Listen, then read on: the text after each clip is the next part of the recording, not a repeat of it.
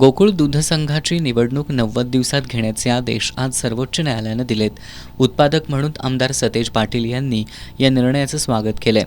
प्रशासकाच्या माध्यमातून गोकुळवर ताबा मिळवण्याचं राज्य सरकारचं षडयंत्र हाणून पाडल्याचं आमदार पाटील यांनी सांगितलं. सुप्रीम कोर्टाच्या निर्णयाचं दूध उत्पादक म्हणून आम्ही स्वागत करतो.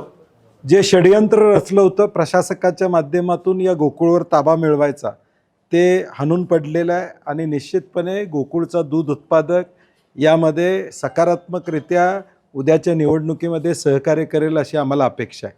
आम्ही सातत्यानं म्हणत होतो की 1200चा निकाल लवकर लावून या संस्था मतदानास पात्र करून ज्या पात्र असतील त्यांना पात्र करून ताबडतोब निवडणुका घ्या.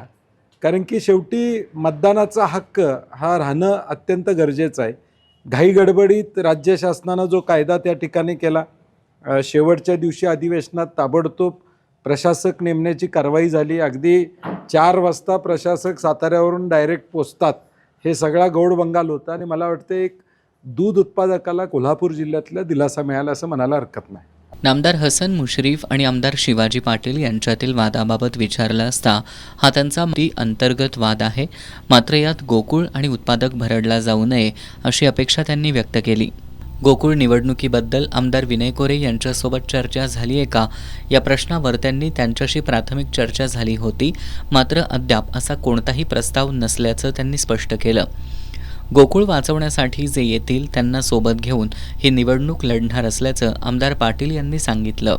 गोकुळ वाचवण्यासाठी जे लोक येतील, गोकुळ वाढवण्यासाठी जे लोक येतील त्यांना घेऊन आम्ही त्या ठिकाणी जाणार आहोत.